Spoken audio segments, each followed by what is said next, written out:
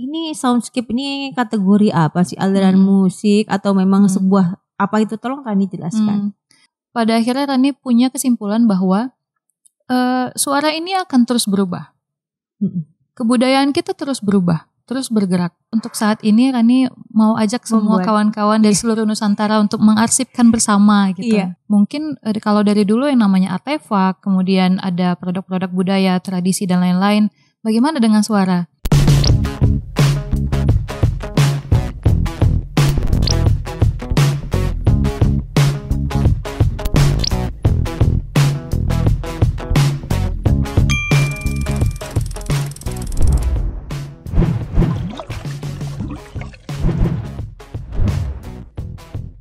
Assalamualaikum warahmatullahi wabarakatuh. Sahabat budaya di seluruh Nusantara dari Sabang sampai Merauke, bersama kami kembali Kabalai podcastnya BPNB Sumatera Barat. Pada kesempatan kali ini kita akan berbincang-bincang dengan anak muda yang tertarik dengan musik, tapi musik yang menurut saya musik baru dan tidak biasa. Dia adalah Rani Jamba. Halo. Assalamualaikum warahmatullahi wabarakatuh, Rani. Waalaikumsalam. Mulai sehat? Sehat Ibu, apa kabar Ibu? Baik, gitu kan. Sahabat budaya di seluruh Nusantara, Rani Jamba, kalau warga Minangkabau pasti sudah tahu kalau belakangnya Jamba itu tidak diragukan lagi bahwa Rani adalah berdarah Minang asli. Ya. Nah, boleh diceritain Rani orang tua dari mana, terus kemudian kenapa dan sekarang tinggal di mana? Oke. Sebelumnya terima kasih banyak sudah diundang ke Kabalai Podcast. Senang sekali bisa pulang ke Minangkabau dan bisa berbagi cerita juga. Yeah. Sedikit tentang siapa Rani Jamba sebenarnya. Rani itu generasi ketiga yang lahir dan besar di Medan. Sudah generasi ketiga? Iya. Jadi dari nenek dulu lahir, nenek dari ibu itu orang Kota Padang, kakek dari Padang Panjang, kemudian pindah ke Medan, lahirlah mama di Medan, kemudian lahirlah Rani gitu. Nah kebetulan kalau papa sendiri keluarganya itu kakek sama nenek itu dari Pariaman, tapi papa udah lahir di Kisaran. Nah ketemu sama mama di Medan, pada akhirnya menikah dan lahirlah Rani. Sahabat gitu. Budaya di seluruh Nusantara. Jadi meskipun terlahir sudah generasi ketiga dan tinggal tidak di ranah Minang, tetapi Rani Jamba ini adalah salah satu musisi yang mengkolek atau mengumpulkan suara-suara yang sering disebut sekarang soundscape ya. Itu menurut saya masih hal baru itu kan. Tapi banyak sekali Rani riset di Minangkabau dan mengumpulkan suara-suara lingkungan, baik lingkungan manusia maupun alam yang ada di Minangkabau. Rani kalau boleh ya, cerita deh, soundscape itu apa sih? Sebelumnya tolong ceritain background sekolahnya Rani. Oh gitu. Gimana? Kalau Rani S1 dulu memang ngambil di pendidikan musik di Universitas Negeri Medan gitu. Memang senang musik dari kecil, senang nyanyi gitu kan. Kemudian kuliahnya masuk ke seni musik, kemudian lanjut sekolah dapat beasiswa dari LPDP, lanjut ke Australia jurusan industri kreatif, tapi lebih fokus ke produksi musik gitu.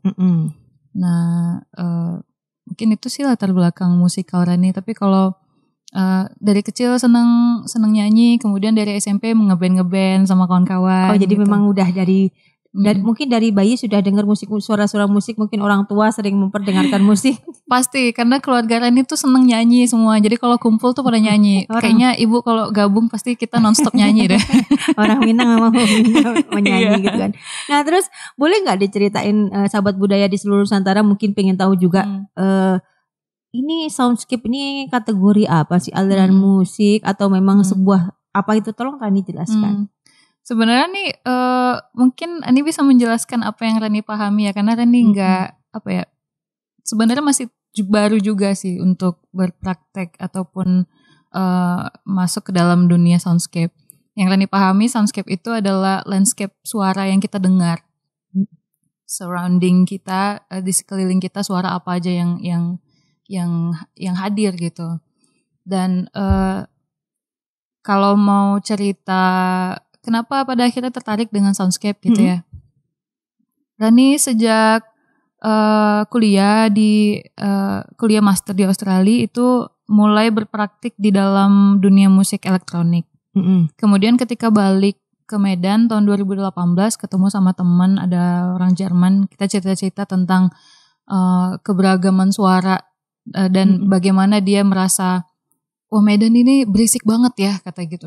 Suaranya banyak banget, ragam banget kalau di-compare atau dikomparasikan ketika dia tinggal di di Jerman ataupun di negara yang lain.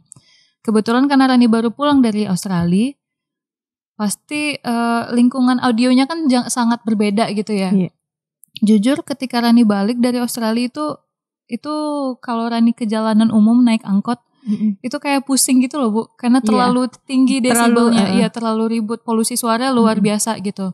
Tapi satu sisi kadang kita nggak, karena isu polusi suara itu nggak terlalu hype, jadi mungkin orang nggak terlalu mementingkan itu, padahal sebenarnya polusi suara juga bisa mengganggu kita secara mental dan fisik gitu kan. Betul. Nah, tapi satu sisi dari sisi kebudayaan ataupun produk kebudayaan sendiri, suara itu menjadi simbol kebudayaan juga gitu. Baik bagaimana cara masyarakatnya berbicara, baik bagaimana produk budaya, transportasi dan lain-lain kayak gitu, itu bisa menjadi simbol juga. Pada akhirnya kita sepakat bahwa kebisingan yang ada di Medan itu juga merupakan produk budaya. Dan kebetulan waktu itu kita konsentrasi untuk buat festival namanya Medan Soundspective. Keberagaman yang ada di Medan gitu.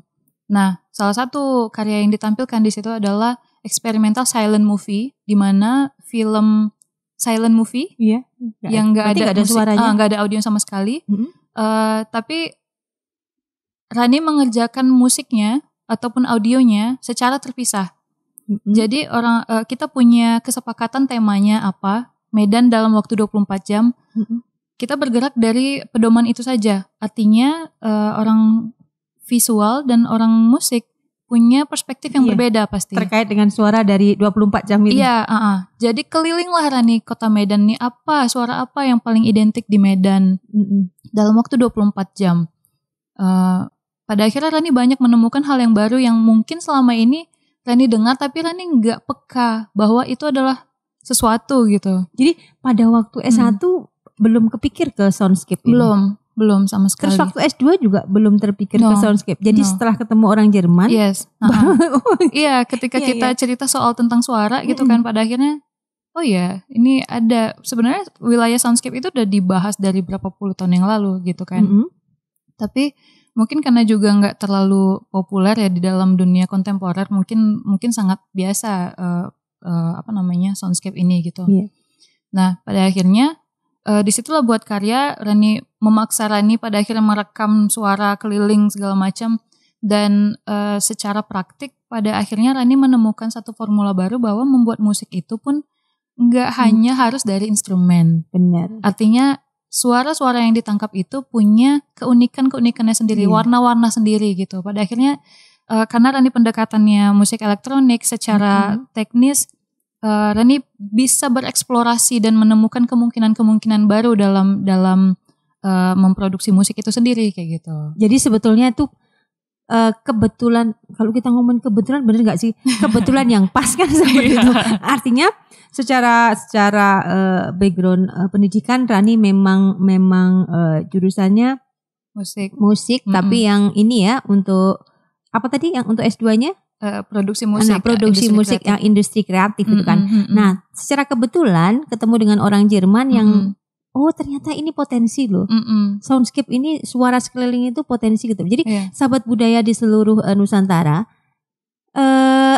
ada banyak sebetulnya yang bisa. Jadi ini semacam sumber daya menurut saya, bahwa soundscape ini sumber daya. Untuk Rani bisa menjadi bahan meng-create sebuah musik, untuk kita yang bergerak di bidang budaya ini sebuah data yang luar biasa. Benar. Karena soundscape itu kurunnya waktu dan ruang, dan itu bisa kita dokumentasikan. Selama ini kita hanya konsentrasi pada visual. Benar. Nah, kita lupa dengan suara. Benar. Nah, jadi Sahabat Budaya mungkin akan ada industri-industri kreatif lagi. Jadi pas sekali sebetulnya Rani gitu kan. Kebetulan yang pas. Iya, nah, jadi kan udah banyak nih audio-audio dari keliling Medan gitu ya. Waktu itu Rani belum kepikiran kepada pengarsipan. Belum fokus ke situ lah. Iya. Yang penting Rani punya bank sound, punya koleksi suara-suara, mungkin bisa Rani pakai lagi di masa depan. Tapi kemudian tahun lalu Rani coba, nah jadi sebenarnya saling berkaitan. Sejak tahun 2013 Rani mulai mempertanyakan Rani ini siapa? Daerahnya Minangkabau, tapi kok ini gak tahu sama sekali soal Minangkabau. Nah jadi pemantik utamanya adalah ketika masuk kuliah di Unimed tahun 2010, mayoritas kan etnis di sana Batak Toba, Karo, ada Melayu, ada Jawa, kayak gitu kan. Nah Rani kayak nggak ngerasa punya siapa-siapa ataupun Rani nggak tahu apapun soal etnis Rani sendiri kayak gitu kan. Jadi seolah-olah nggak punya budaya gitu ya. Jadi kayak kawan-kawan yang Toba misalnya gitu kan, karena ada silsilah marga walaupun mereka nggak satu darah tapi dari silsilah itu sama. Jadi kayak kamu itoku, kamu saudaraku dari ini segala macam dari runtutan marganya itu kan. Terus Rani mulai bertanya, ini Minangkabau gimana ya gitu kan. Ini nggak tahu karena sama sudah sekali. Generasi ketiga kan. Di rumah juga ya vibe Minang tapi ya nggak pakai bahasa Minang, ya sangat-sangat modern kota Medan lah kayak gitu kan. Nah terus kenapa terus tiba-tiba pengen itu? Jadi dari kesadaran itulah pada akhirnya mendorong untuk mencari tahu apa itu Minangkabau, bagaimana sejarahnya, siapa aku sebenarnya gitu kan. Nah tahun 2013 kebetulan ketemu sama Mak Kari di Medan. Mak Kari. Viveri Yudi. Iya. Tahun 2013 kebetulan waktu itu ada penampilan kayak gatheringnya seniman Sumatera gitu lah kan di Taman Budaya Medan. Nah karena Rani, wah ini ada dari Padang nih kayak gitu kan, dari Sumatera Barat. Seenggaknya bisa tanya-tanya soal Minangkabau kayak gitu ya kan. Nah ketemu sama Mak Kari, banyak ngobrol di situ kan tentang Minangkabau. Pada akhirnya ketemu sama kawan-kawan yang lain. Ketika mereka pulang mereka kirimin beberapa buku, kemudian dimasukin ke grup-grup Facebook waktu itu tentang Minangkabau dan lain-lain. Ketemulah sama Pak Muhammad Ibrahim Ilyas, sastrawan, Pak Syarifuddin Arifin, Pak Dedi, kemudian Pak Suryadi yang di Belanda, banyak bahas di situ. Tapi memang satu keanehan bahwa di dalam grup itu nggak ada anak muda. Jadi generasi tua semua. Justru di situ bagusnya gitu kan. Jadi tahu lebih banyak, berguru pada semua guru kan kayak gitu. Nah jadi perjalanan itu pada akhirnya itu terus berjalan. Kirim-kiriman buku, dapat banyak sumber-sumber online dan lain-lain gitu kan tentang Minangkabau. Pada akhirnya kebetulan tahun lalu saya mau daftar FBK dari Dirjen Kebudayaan. Awalnya saya mau lanjutin project Medan Soundspective itu. Terus saya mikir tiba-tiba itu kayak sekitar 3 jam menuju penutupan pendaftaran kan. Kok kayaknya kepikiran lagi nih pencarian Minangkabau karena ada kerinduan sebetulnya. Pasti. Jadi sejak 2010 karena saya gimana ya, saya anak perempuan pertama, adik saya cuma 1. Jelas Minangkabau material ini kok malah sebagai perempuan. Jadi perkara pergi keluar rumah tuh susah banget dapat izinnya gitu. Jadi dari dulu pengen bilang, Mani pengen kayaknya stay di Padang terus kita 1 bulan tuh cuma untuk belajar, mungkin gak ya bilang gitu kan. Gak pernah dapat izin karena sekolah dan lain-lain. Pada akhirnya terus kepikiran, mungkin dari FBK ini bisa lah tertunaikan keinginanku selama ini untuk bisa stay berapa lama untuk belajar Minangkabau di Sumatera Barat langsung kayak gitu kan. Pada akhirnya jadi setelah Medan Soundspective kebetulan selanjutnya itu Rani ada project dari Goethe Institute Singapura untuk membuat karya musik Sound of X ataupun Sound of the City.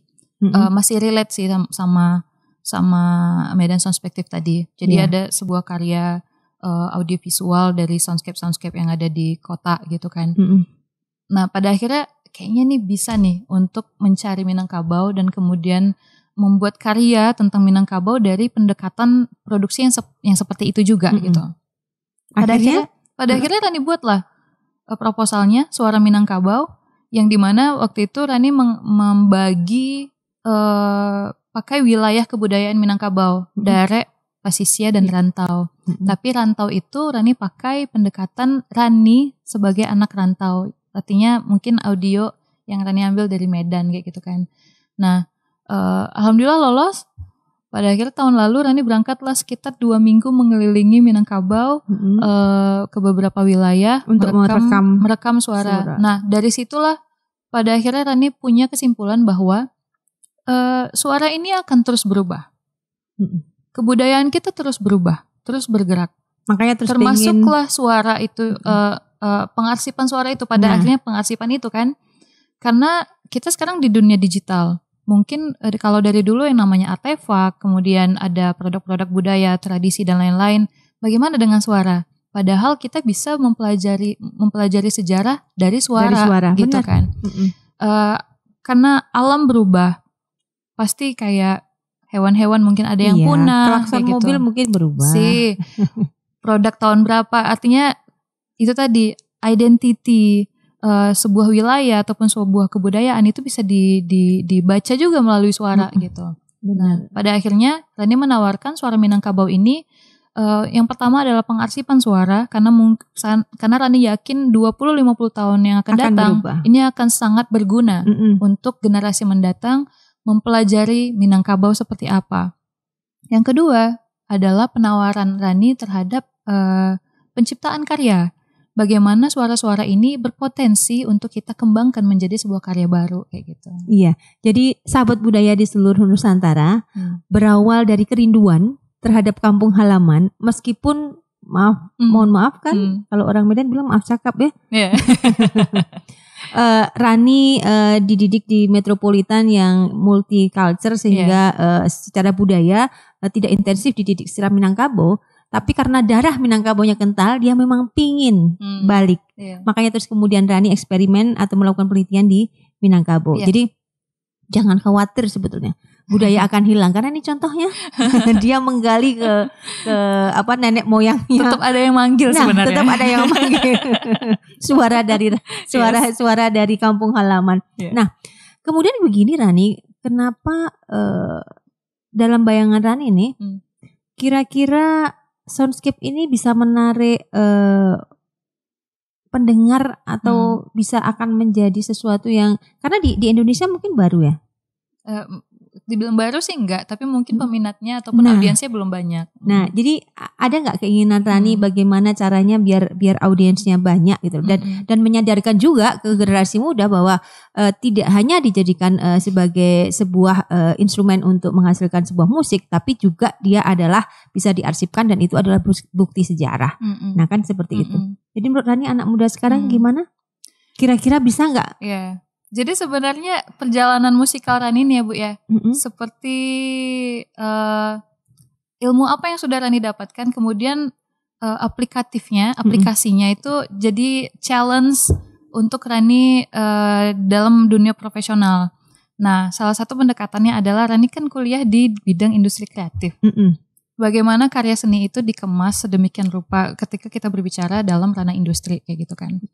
Nah, oke, mungkin kategori baru soundscape ini. Tapi bagaimana caranya supaya kita bisa membungkus sebuah karya ini? Oke lah, kalau dibilang kontemporer, tapi bagaimana kontemporer ini bisa dipahami oleh lebih banyak orang dengan mudah gitu.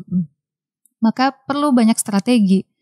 Apakah dari karya itu sendiri secara audiovisual, isu-isu yang kita pakai kayak gitu kan. Maka ilmu yang Rani dapatkan selama di Australia, Rani coba aplikasikan ke diri Rani sendiri karena Rani berkecimpung langsung dalam dunia itu. Alhamdulillah sambutannya baik sejauh ini, walaupun pasti ada trial dan error ya, karena Rani berusaha untuk mengaplikasikan apa yang sudah Rani pelajari kayak gitu. Jadi semuanya adalah proses pembelajaran bagi Rani. Alhamdulillah dapat banyak apresiasi. Kemarin juga diundang ke Pekan Komponis Indonesia tahun 2021.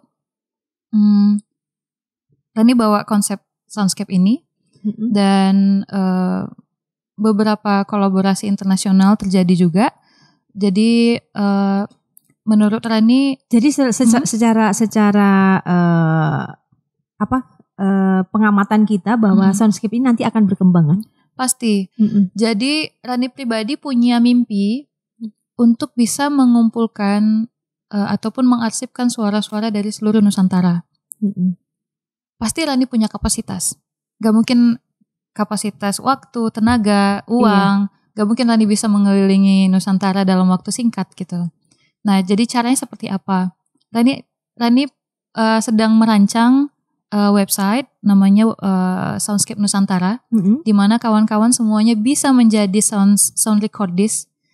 Kawan-kawan bisa merekam. Jadi menghimpun data. Iya, menghimpun dari seluruh data. Indonesia. Iya, semuanya bisa terlibat. Artinya apa? Ketika orang terlibat secara langsung, pasti akan terasa, oh ya memang ini penting, memang ini butuh. Dan kalau misalnya bisa diolah-olah lagi menjadi sebuah karya seni, itu juga menjadi hal yang potensial. Iya. Jadi mungkin target yang besar untuk saat ini Rani mau ajak semua kawan-kawan dari seluruh Nusantara untuk mengarsipkan bersama gitu. Iya. Sahabat budaya di seluruh Nusantara, itulah Rani Jamba. Itu kan sekarang sudah punya project yang berguna untuk Nusantara, yaitu bagaimana kita mengumpulkan soundscape dari seluruh Indonesia, baik yang budaya, yang istilahnya yang dari alam maupun dari aktivitas manusia, maupun yang di kota-kota terkait dengan semuanya. Kondisi sekarang. Jadi sahabat budaya di seluruh Nusantara, kita tunggu websitenya Rani Jamba dan mari kita bersama-sama